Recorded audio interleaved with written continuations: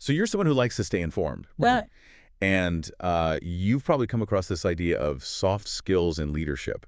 Today, we're really zeroing in on one that might seem small, almost trivial, but it actually packs a pretty big punch. Small talk. Exactly. And to really get into this, we've been looking at some great material from Automatic Leader, specifically a presentation by their CEO and founder, Brian. It's called Small Talk, Big Impact, the hidden skill every great leader needs. Yeah, think about this. What's one go-to small talk question you keep in your back pocket? Does it usually work? And maybe more profoundly, can you think of a time when a conversation that seemed really small, really brief, actually had a surprisingly big impact on one of your relationships, maybe at work?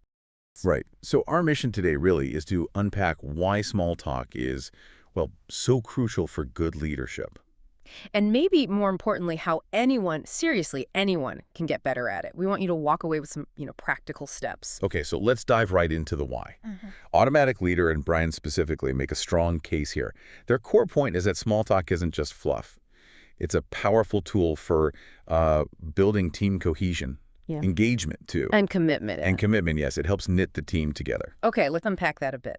The thinking is, if you, as a leader, show you're genuinely interested in your people. It makes them feel, well, seen, heard, like they actually matter. That's a really key point. Brian mentioned some scientific evidence suggesting, well, a lot of people often don't feel like they matter much at work, and small talk can be a direct way to counter that feeling. It's about that personal connection. Yeah, I can see that. And Automatic Leader points to some pretty concrete benefits from making those connections. Oh, absolutely. Things like accelerating engagement, especially with newer folks, building stronger connections across the board, really. And people being more willing to, go the extra mile. That's a big one. And even reducing churn, keeping people around longer. Right, reducing turnover makes sense. Brian actually uses this great analogy. He calls small talk a little secret weapon. A secret weapon. Okay. Yeah, for building a really strong, resilient team. It's using those everyday chats strategically. Okay, so the importance seems clear. Powerful stuff, actually. Yeah. But the big question for a lot of us is the how. It's one thing to know it's valuable, but how do you actually do it effectively? Especially if it doesn't feel natural. And that's exactly where Automatic Leader's 5 steps come in. And the encouraging part, they really stress this isn't just for extroverts. It's a skill, something you can learn and, importantly, improve on. Okay, good. So step 1, adopt the right mindset. What does that actually mean in practice? Well, the main thing is shifting how you think about it. It's not some fixed personality trait, Brian emphasizes that while some people might seem naturally good at it, for most of us, it takes conscious effort. It takes practice. So don't get put off if it feels awkward at first. Exactly. Expect some awkwardness. Just keep practicing. Like any other skill you're trying to build, you'll get smoother. All right, that's helpful. Step 2, be genuinely curious. Sounds simple, but what does genuine curiosity look like here? At its core, it means making the conversation about them, the other person. Brian puts it nicely. Yeah. Make them the star of the conversation. It's not about performing or talking endlessly about yourself. So it's less pressure on you to be fascinating. Totally. It's more about your sincere interest in learning about them, their work, their weekend, their thoughts on something.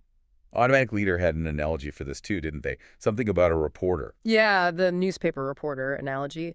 Approach it like you're trying to learn enough to write a little piece about them. What makes them tick? What are they working on? What do they enjoy? That kind of mindset. Okay, I like that frame. Now, step 3, prepare questions in advance. That might feel a bit staged.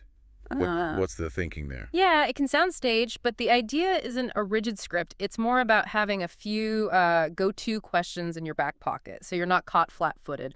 Automatic Leader suggests having just a mental list, or you could jot some down if that helps. What kind of questions are we talking about? Really simple starters like, how's your week going so far? Or did you do anything interesting last weekend? Or even planning anything fun for the upcoming weekend?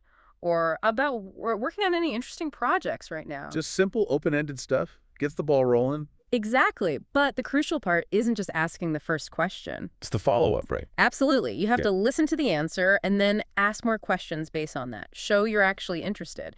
If they mention a project, you could ask, oh, that sounds complex. How do you even know how to do that? Or what's the hardest part?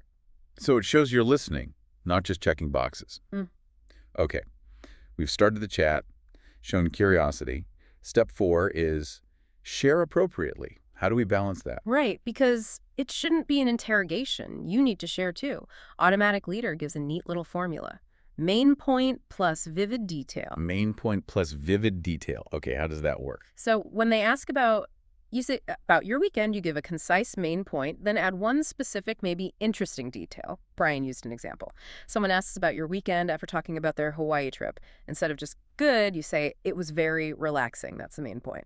Then add, we actually hiked Miller Trail and the weather was spectacular. That's the vivid detail. Ah, okay. It gives them something concrete, makes it more of a real conversation. Exactly. But then, and this is key, you pivot back to them. Redirect the focus. Yes. So after mentioning the hike, you might ask, do you like to hike?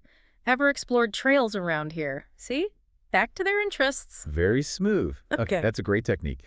And finally, step 5, something I think many of us could use.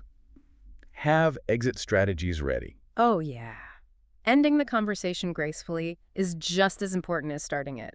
Avoid that awkward fade out. Nobody likes the awkward fade out. Definitely not. So Automatic Leader suggests having a few polite ways to wrap things up. Things like, oh, look at the time. I have that meeting in 20 minutes. Need to prep. Or, I just saw Jane walk in. I really need to catch her about something. Or even just a simple, hey, it's been great talking with you. Sure. And they gave a slightly more detailed example too, which I thought was good. Something like, well, I should probably get back to the office, but it was really great catching up. And that thing you mentioned about that project, really interesting. I might look into that. Oh, I like that. It circles back to what they said. Shows you were paying attention right to the end. Exactly. It makes the exit feel natural and appreciative. So we've got the why, building connection, engagement, and the how, those 5 practical steps. Yeah.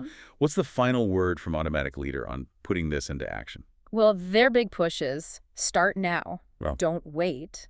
The benefits come from doing it. And they really emphasize the twin benefits. You'll probably enjoy connecting with people more on a human level. Which is nice in itself. Right. And professionally, you're building those stronger relationships that lead to a more productive, more cohesive team. And they left us with some homework, basically, some action items. They did. Things like actually sit down and make your own list of go-to small talk questions, ones that feel like you. Practice that main point plus vivid detail thing when you talk about yourself. Get comfortable with it. Yeah. And figure out maybe 2 or 3 exit lines that feel comfortable and authentic for you. Okay, so wrapping this up, it really seems like Automatic Leader's point is that small talk, while maybe overlooked, isn't small in its impact at all. Not at all. It can genuinely shift the dynamics in a team, make people feel more, well, connected.